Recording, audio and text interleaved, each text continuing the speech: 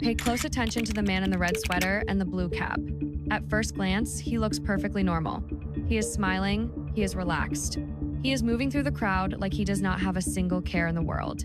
But here is what makes this footage so deeply, profoundly disturbing. It was filmed on April 27th, 2006. And just hours before this video was taken, this man attacked a 17-year-old girl, strangled her, dragged her broken body deep into the woods, and left her there to die.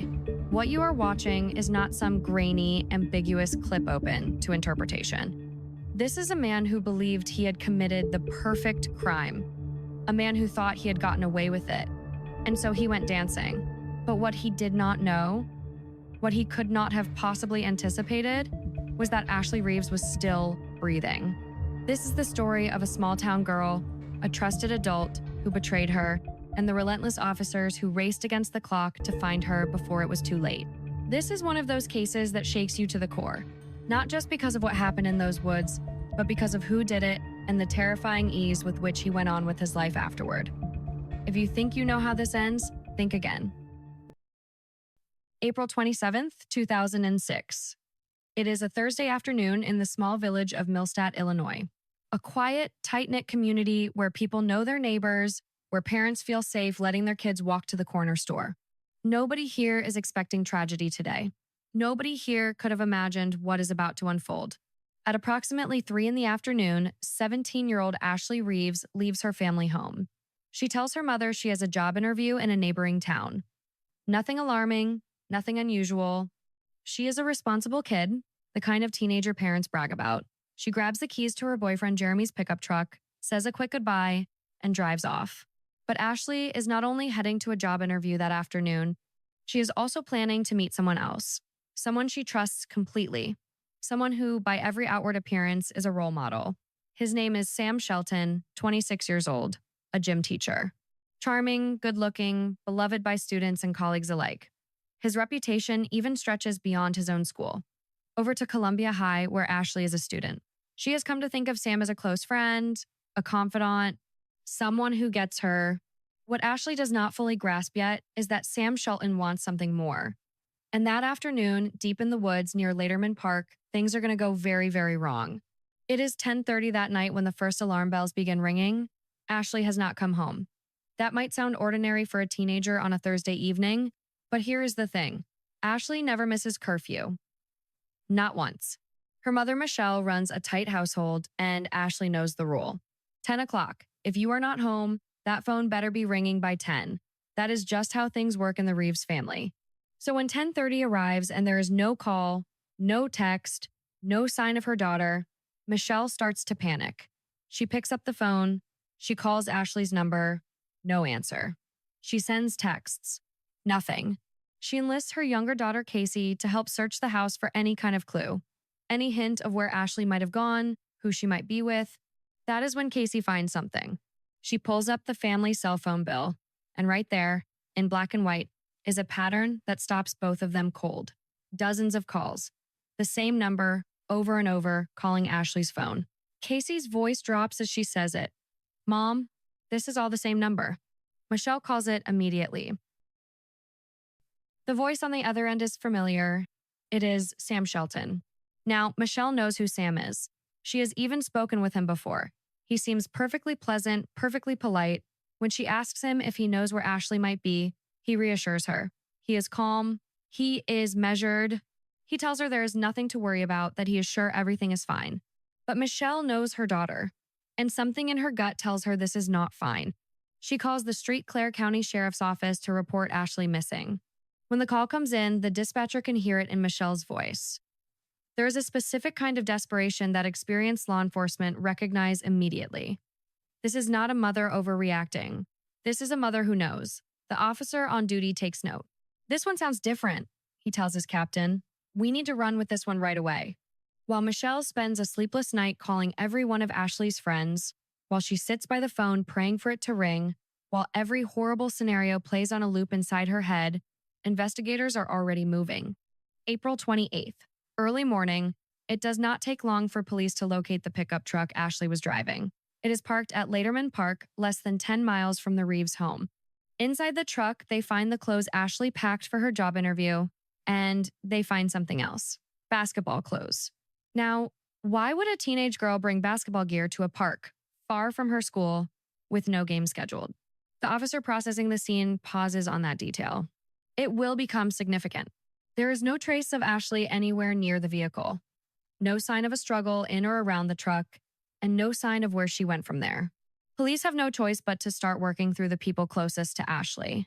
First up is Jeremy Thomas Smith, her boyfriend. The two had a fight earlier that week, and he was the last person she spoke with before she headed out. He is brought in and questioned. Jeremy is cooperative. He confirms that he spoke to Ashley around noon that day.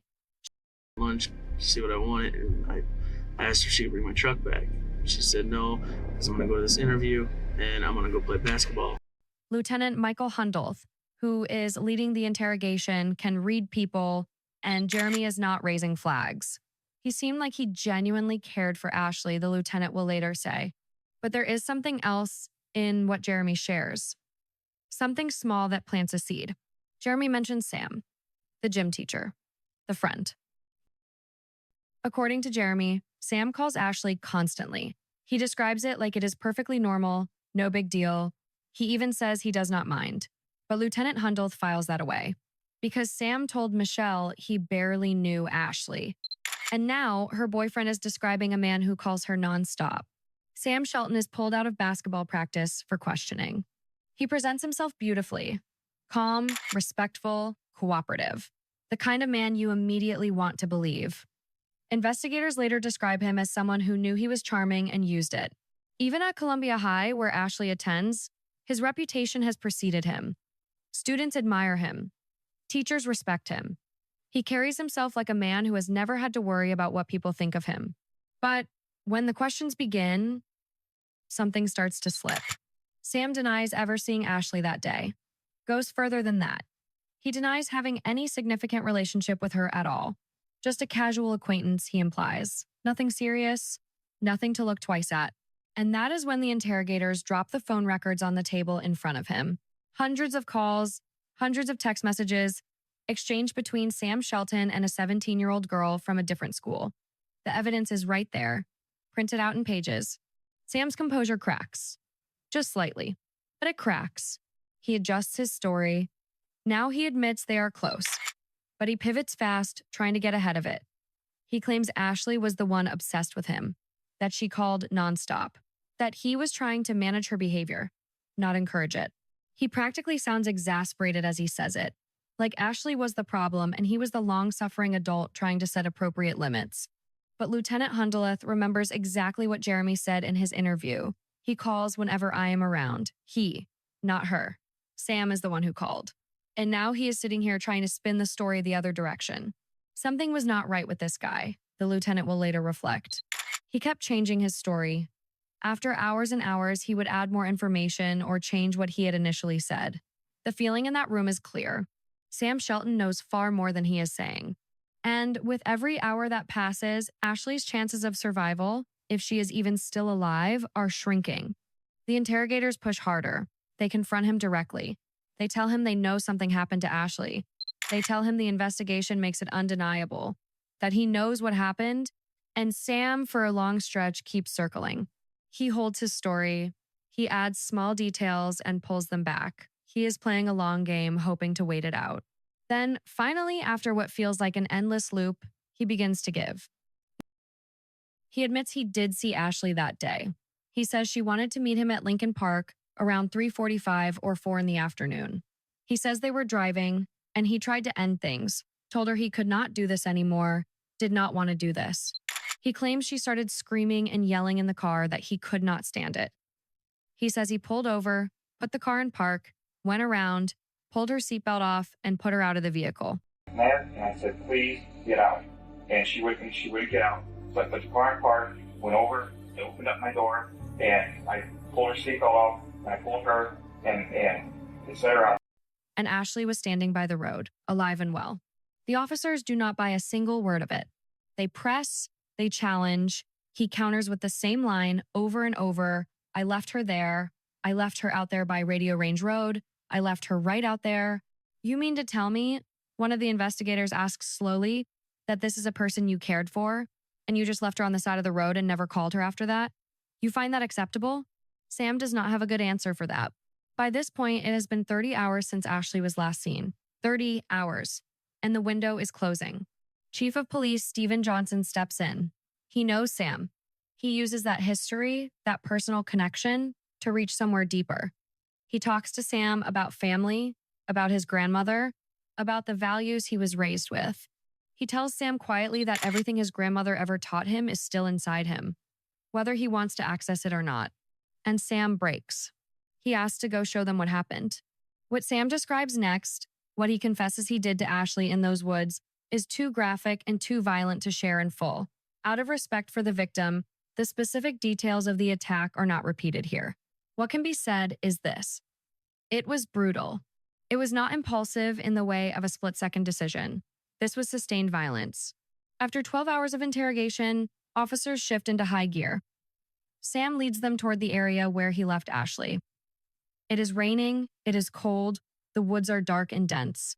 Sam is disoriented, walking in circles, and at more than one point, the officers wonder if he is stalling, taking them on a wild goose chase just to buy himself more time. They push through the trees for 20 or 30 minutes, and then the flashlights catch something. Ashley's body is on the ground, on her back. Her arms are stiff. She is covered in insect bites, thousands of them, from more than 30 hours lying exposed in the cold and the rain. She looks, by every measure, like she could not possibly be alive. And then a chest rises. She is breathing. She is breathing. Get breathing. She's breathing. Get EMT. Get EMTs. After everything, after more than 30 hours in the cold and the wet and the dark, Ashley Reeves is holding on. The scene becomes urgent in an instant. Officers are calling for paramedics, clearing a path through the woods so a stretcher can get through. It takes nearly an hour to get Ashley out of the trees and into the ambulance. Every second of that hour is terrifying. The officers who found her are not confident she will survive the ride to the hospital. Her mother, Michelle, when she is told they found her daughter, is not told she is safe. Because safe is not the right word yet. There is no blank response, no pain response, nothing. But Ashley Reeves is a fighter in every sense of the word.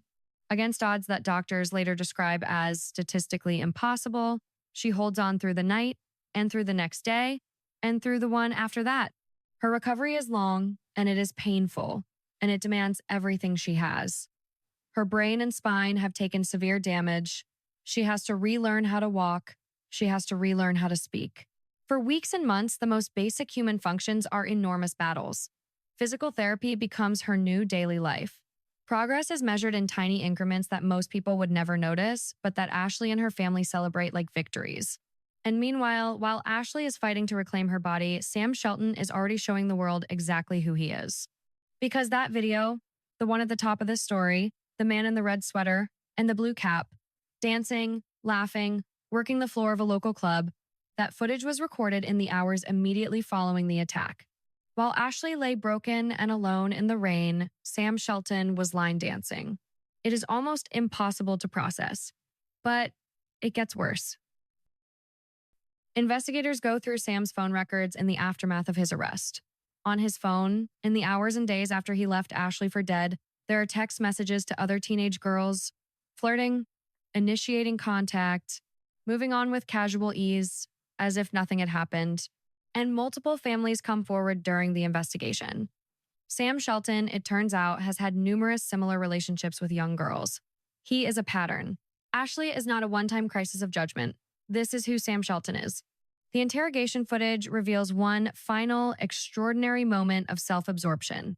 After Sam confesses, after he agrees to lead the officers to Ashley, he pauses. He has a question. Something is on his mind that he feels the need to address immediately. He asks if he can have a private toilet in his cell because he cannot urinate when other people are around. He expresses concern that jail will be miserable for him. Ashley is lying in the woods, barely alive, and he is negotiating his cell accommodations. When Ashley eventually learns the full story, when she hears what happened and what Sam did and what he said afterward, the illusion she had of him collapses entirely. For a long time, she had not wanted to believe it. Sam was her friend. That is how she understood their relationship. Someone she could talk to, someone who showed up for her, She comes to understand, piece by piece, that the warnings were there. She remembers how he always wanted to know where she was, how the text messages were constant and controlling, how he kept their time together a secret, citing his job as the reason. If the principal or another teacher found out, he told her he would lose his position. She took him at his word. She thought she was protecting him. She was not protecting herself. But there is one thing Ashley holds on to from the beginning, even in her darkest moments of rehabilitation. She does not let Sam Shelton define her limit. When she is ready to give up, when the road back feels impossibly long, she makes an unusual decision. She watches the video of her own rescue. She wants to see where she started. She wants to measure how far she has come. And she keeps going. One of the moments she talks about most is the day she crosses the finish line of a fundraising race organized in her honor. She cannot run yet. She walks it. Her friends are cheering, and then they start crying, and then she starts crying, and it is overwhelming and enormous and real. That moment, she says, is proof. I knew I was getting somewhere. I knew I could do this. I am going to do what I want to do. Now let's talk about what happens to Sam Shelton in the courtroom. His defense team comes out swinging. They argue that his confession should not be admitted as evidence.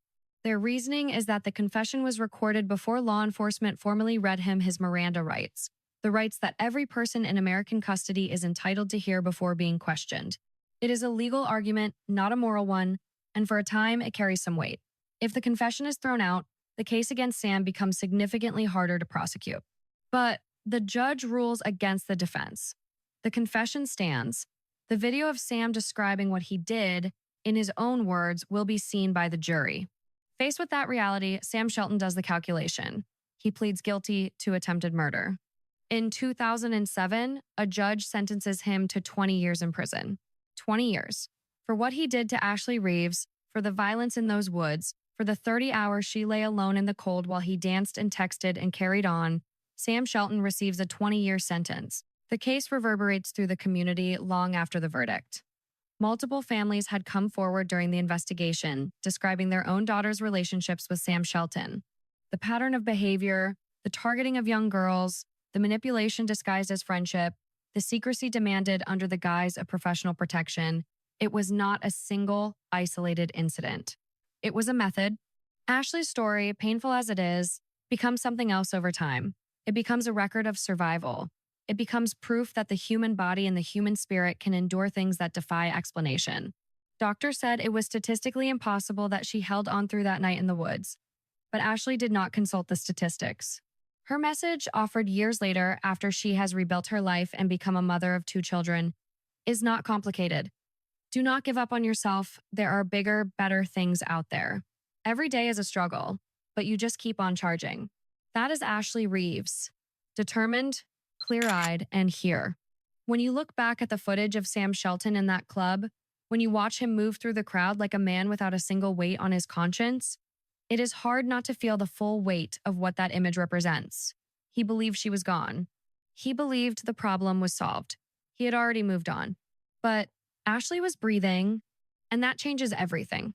That is the moment the story pivots from tragedy to something harder to categorize. It is a case that starts with betrayal and ends with a woman who refused to let that betrayal be the final word. The man in the red sweater and the blue cap is in prison. He will have served his time, or a significant portion of it, by the time you read these words. Whether that is enough, whether 20 years is a sentence that matches the weight of what he did, is a question the American justice system attempted to answer. Many who followed the case believe it falls short. What is not in question is this. Ashley Reeves was left for dead in the woods of Millstadt, Illinois, on April 27, 2006. She was found more than 30 hours later, covered in insect bites, paralyzed, unresponsive, and she survived. She walked across a finish line. She raised 2 children. She told her story. The woods did not keep her, and Sam Shelton did not break her. She is still here,